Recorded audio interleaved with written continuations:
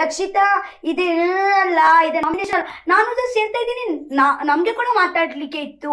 ನಾವು ಮಾತಾಡುವಾಗ ಅವರು ಯಾಕೆ ಚಿಕ್ಕ ಮಾತಾಡ್ಬೇಕು ಅಂತ ಹೇಳಿದ್ರು. ಮತ್ತೆ ಅವರು ಹೋಸ್ಟ್ ಅವರು ಹತ್ರ ಹೋಗಿ ಪದೇ ಪದೇ ಪದೇ ಪದೇ ಮಾತಾಡ್ತಾ ಇದ್ರು. ನಾವು ಹೀಗೇನೆ ನಿಂತ್ಕೊಳ್ಳೋದು. ಅವ್ರ ಹತ್ರ ಕಾವ್ಯಗಿಲಿ ಹತ್ರ ಅಂದ್ರೆ ಮಾತಾಡ್ಲಿ, ನೋ ಪ್ರಾಬ್ಲಮ್, ಬಟ್ ಮಾತಾಡ್ಲಿ ನೋ ಪ್ರಾಬ್ಲಮ್, ಬಟ್ ನಾವು ಕೂಡ ನಿಂತ್ಕೊಂಡಿದೀವಿ. 10 ನಿಮಿಷ ನಾನು ಹೀಗೇನೆ ನಿಂತ್ಕೊಂಡಿದೀವಿ ಅಂದ್ರೆ ನಾವು ಕೂಡ ಇದೀವಿ, ನಮ್ಗೆ ಕೂಡ ಮಾತಾಡ್ಲಿಕ್ಕೆ ಉಂಟು ಅಲ್ವಾ? ಅದಕ್ಕೆ ನಿಮಗೆ ಬೇಜಾರಾಯ್ತಾ ಅಲ್ಲಿ? ಹಾ, ಅದಕ್ಕೆ ನಾನು ಇಲ್ಲಿ, ಯಾಕೆಂದ್ರೆ ನನ್ಗೆ ಮತ್ತೆ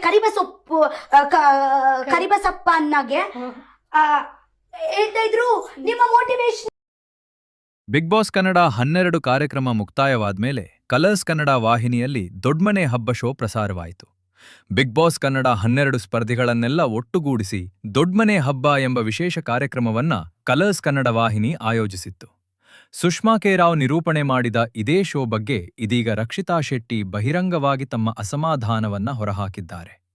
ದೊಡ್ಮನೆ ಹಬ್ಬ ಕಾರ್ಯಕ್ರಮದಲ್ಲಿ ನನಗ್ ಮಾತಾಡೋಕೆ ಅವಕಾಶವೇ ಕೊಡ್ಲಿಲ್ಲ, ಬರೀ ಗಿಲ್ಲಿ ಕಾವ್ಯ ಅಂತಿದ್ರು, ಆಂಕರ್ ಬರೀ ಗಿಲ್ಲಿ ಕಾವ್ಯನೇ ಮಾತಾಡಿಸ್ತಿದ್ರು ಎಂದು ರಕ್ಷಿತಾ ಶೆಟ್ಟಿ ಆರೋಪಿಸಿದ್ದಾರೆ.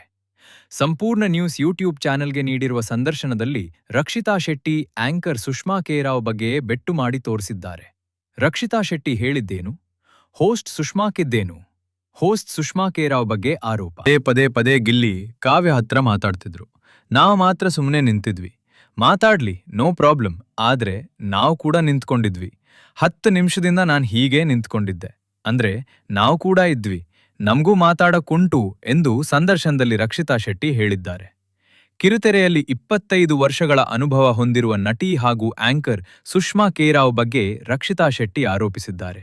ಕರಿಬಸಪ್ಪ ಮಾತಾಡುವಾಗ ನಿಮ್ ಮೋಟಿವೇಶನ್ ಸಾಕು ಅಂತಿದ್ರು, ನಾವು ಮಾತಾಡುವಾಗ ಎಲ್ರೂ ಕಿವಿ ಮುಚ್ಕೊಳ್ಳೋದನ್ನ ಮಾಡ್ತಿದ್ರು, ಆದ್ರೆ ಗಿಲ್ಲಿ ಕಾವ್ಯ ಮಾತಾಡುವಾಗ ನೋ ಪ್ರಾಬ್ಲಮಾ ಎಂದು ಕೇಳಿದ್ದಾರೆ ರಕ್ಷಿತಾ ಶೆಟ್ಟಿ.